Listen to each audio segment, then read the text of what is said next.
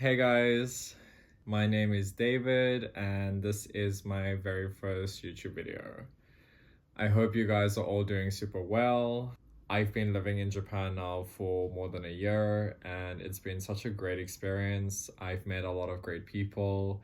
I've learned some Japanese and I've been just enjoying living in a new country.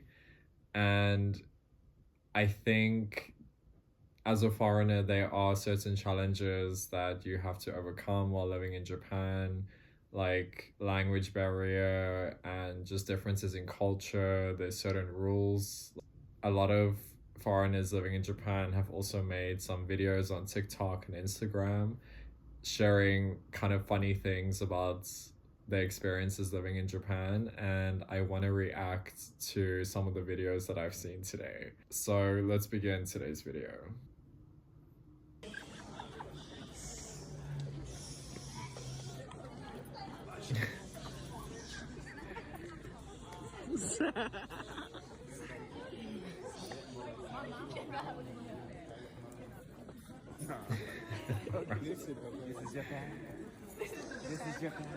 Yeah, so what might surprise a lot of people when coming to Japan, especially Tokyo, you'll definitely feel that Tokyo is a very quiet city despite how many people there are. And a lot of these clubs are in like neighborhoods around Tokyo. And I think in Japan, because there's such a quiet nature, everywhere you go is relatively quite quiet. So I think I've never seen police like trying to get everyone to be quiet, like when moving around neighborhoods. I think it's just respectful when you're moving around in the neighborhoods, like to be quiet. And I think that might be quite different from like other countries where you're like leaving the club and everyone is like having fun, like being loud. And I think in Tokyo, just in general, everything and everywhere you go is like quite quiet usually.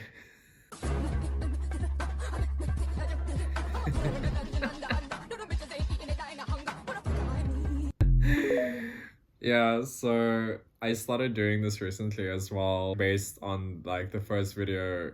Even on trains in Tokyo, like people are really quiet.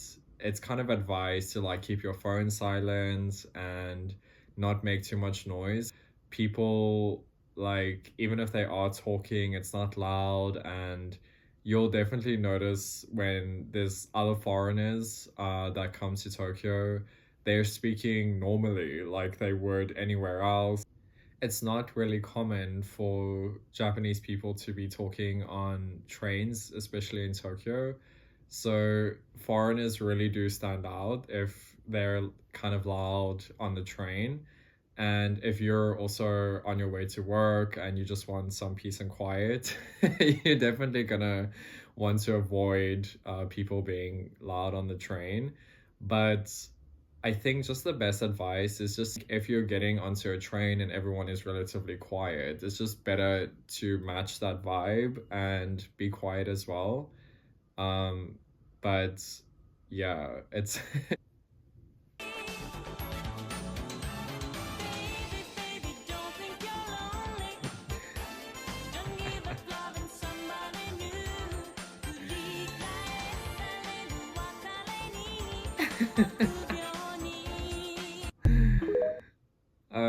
Japanese people are known to be quite shy and they're not really direct about their feelings towards you.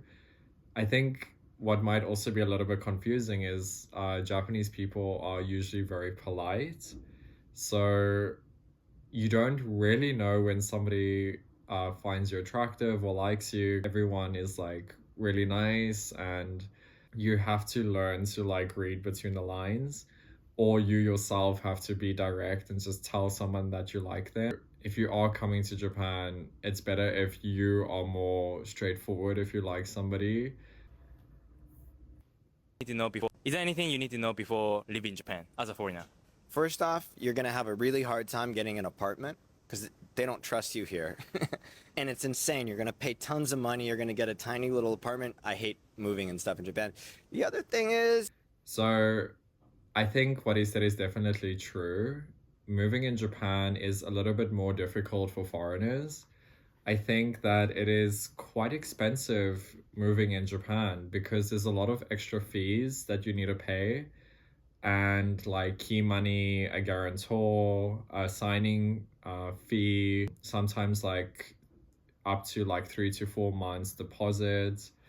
And I think one of the challenging parts is in Japan, a lot of the leasing contracts are for 2 years. And for a lot of foreigners who are unsure about how long they're going to stay in Japan, what happened is a lot of foreigners sign 2 year contracts and then they leave Japan without finishing that contract. So it has given a bad rep for a lot of foreigners living in Japan. So a lot of agencies don't like signing contracts with foreigners. There are companies and there are websites like Gaijin Pod with agencies that do work with foreigners. So it might help you get a place a lot easier. Never wear sunglasses in Japan What? Why not? because people think you are a scary person. What? Why? Like Yakuza? Maybe. Huh? In fact, very interesting fact. What? In Japan, police couldn't wear sunglasses until last year. Huh? What? I don't know. That was on the news. What the hell? I actually didn't know that police officers weren't allowed to wear sunglasses in Japan, but this is like kind of funny. I will say that wearing sunglasses in Japan, I've heard like Japanese people say that when you wear sunglasses, it means that you're like trying to look cool.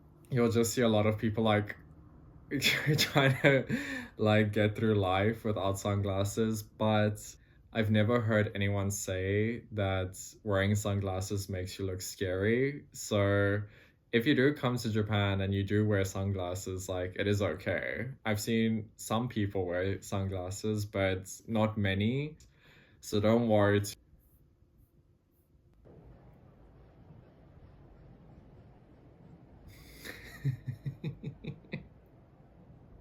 Oh God. This has happened to me. That girl looks really young, like she looks like she's in her 20s, but Japanese people have a difficult time trying to guess foreign people's ages. I definitely think Japanese people look very young for their ages, and you won't see a lot of beards in Japan. Just don't be offended. Japanese people just do generally look a lot younger.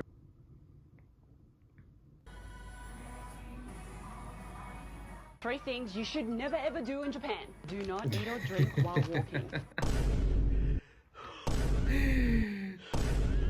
Oh my god.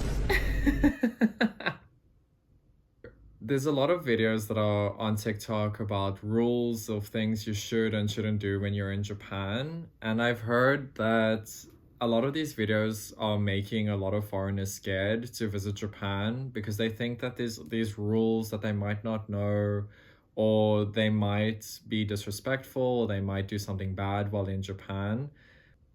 A lot of these rules do exist, but they are more customary than actual rules.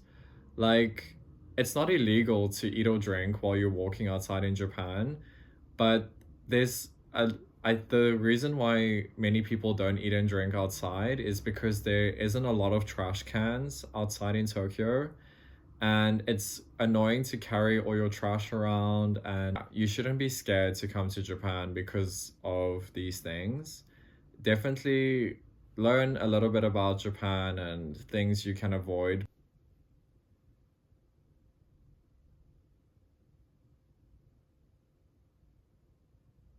Oh.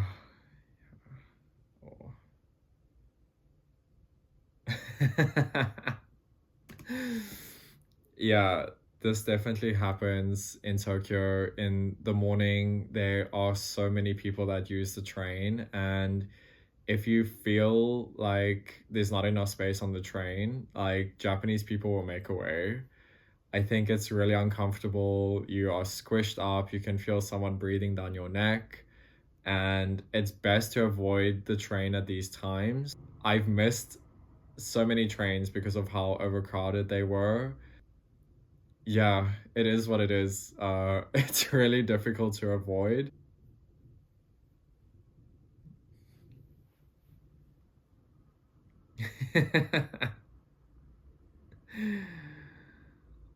Oh.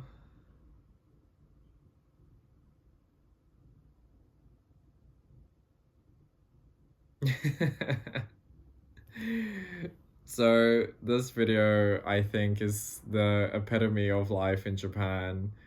I feel Japan is such a safe country, and the cops helping the ducks definitely represents Japanese life. You see a lot of cute things, and because Japan is so safe, seeing like the police help the ducks like cross the road and like get back to safety is it feels like such a Japanese thing. There's obviously areas like in Shinjuku and Shibuya and that at night that can get a little bit dangerous, especially if you are alone. But I think in general, Japan is quite safe. So if you do come, you will unlikely encounter something dangerous.